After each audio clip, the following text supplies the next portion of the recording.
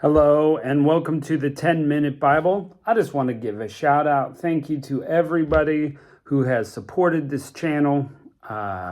It's all dedicated to going through every chapter of the Bible. And we've been at it for 2 years. We've been working on a few videos at a time each week. And I want to thank those people who have been with me for 2 years and for those who have watched all the videos. And maybe you're newer than 2 years. I want to thank you too for supporting and for the comments and all of that. Thank you so much. We're going to continue plowing ahead. We're going to continue on till we reach Revelation. Then we'll probably start over again, but with a slightly different emphasis. But anyway, it might take us 2 more years, but wanted to say thank you to each and every one of you. On we go. We're in Matthew chapter 14. We just read the section about the news Jesus receives that John the Baptist has been beheaded. And so he goes out to pray, but everybody follows him, and he has compassion on them and starts healing them. And we're going to pick up in verse 15. When evening had come, his disciples came to him, saying, "This place is deserted, and the hour is already late. Send the multitudes away, that they may go into the village and buy themselves food." Now, this is going to be a super famous story, and we started to hint at it last time. But Jesus said to them, "They don't need to go away. You give them something to eat." Now, imagine if you're the disciples. You don't have anything in your pockets. You guys are barely making it between meals as it is. You're relying on other people's help. You're not working a 9-to-5 job. And now Jesus wants you to give food to literally thousands of people. How are we supposed to do that? So they told him, verse 17, "We only have here 5 loaves and 2 fish. Like, what's that going to do for maybe 10,000 people? He said, "Bring them here to me." And he commanded the multitudes to sit down on the grass, and he took the 5 loaves and the 2 fish, and looking up to heaven, he blessed, broke, and gave the loaves to the disciples, and the disciples gave to the multitudes.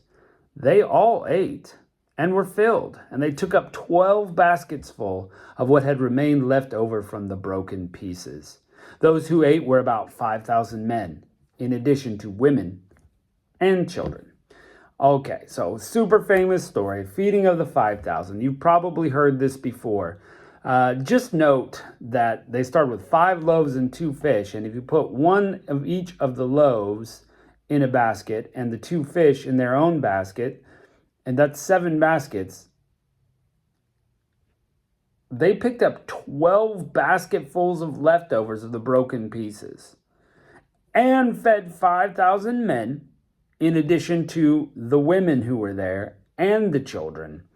And, if there's 1 man to every woman and 1 child to every man and woman, so that's 15,000 people who were there. And maybe, you go with the American average of 1.8 children.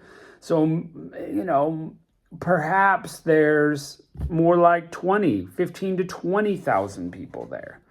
Sure, maybe some people were single there, and maybe some children showed up by themselves. And so that's a lot of people. It's way more than 5,000. This is an amazing miracle. Amazing miracle.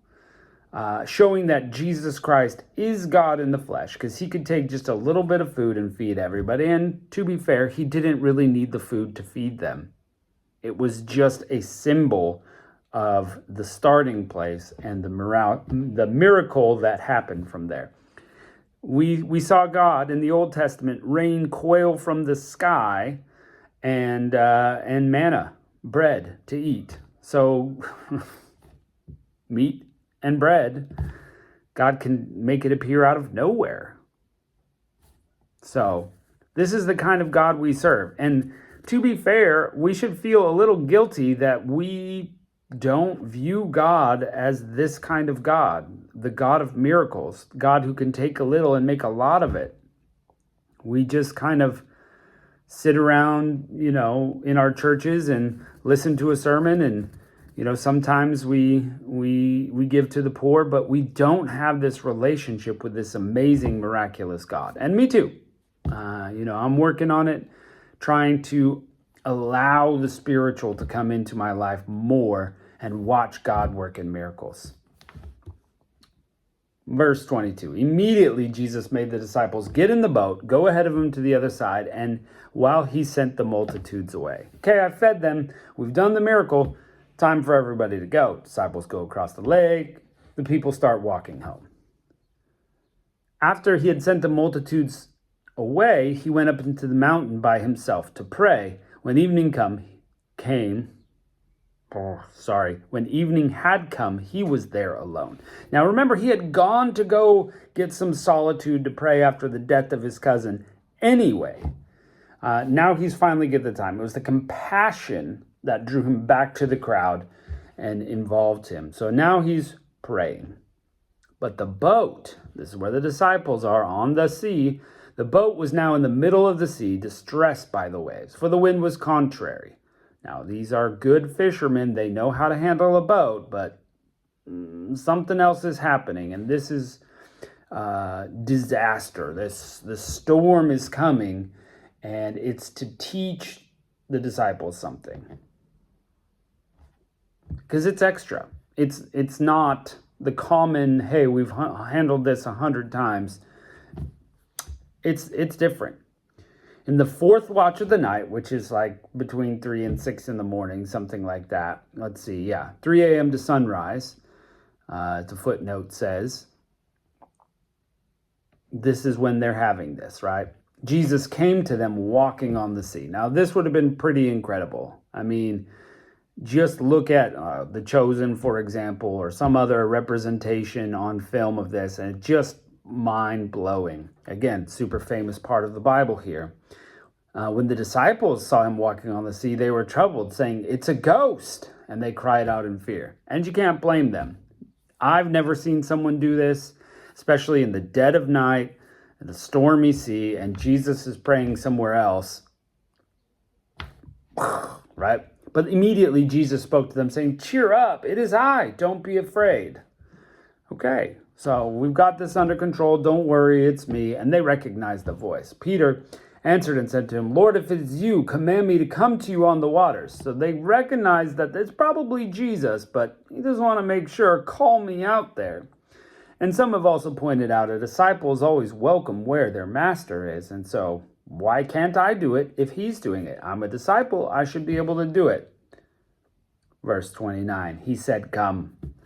Peter stepped down from the boat, walked on the waters to come to Jesus. Now, incredible. Again, never seen anything like it. This is super faith on Peter's part. I'm looking at the Messiah. I've got my eyes focused on him. I am going to him. Doesn't matter what's in between. Now, that's what faith should be. It doesn't matter the obstacle. Eyes on Jesus. You can accomplish the task that he calls you to do. Doesn't matter the obstacle. Good spiritual lesson there. But, verse 30, when he saw the wind was strong, he was afraid and began to sink. He cried out, saying, "Lord, save me." So Peter, both good and bad in the same time, he suddenly gets distracted. There's wind, there's water. Oh my goodness, what am I doing? And loses the faith and starts to sink. But then he calls out to the right place, "Lord, save me." Jesus immediately stretches out his hand, takes a hold of him and says, "You of little faith, why did you doubt?" In the Greek, this is a compound of two words, could mean lacking in confidence in Christ. It could also mean that he has short faith, because he had faith enough to get out, but it didn't last very long. So perhaps Peter had tiny, short, not lasting very long faith, as we see him go, sink, and then call for help. But at least he goes to the right spot in his failure, as we should all.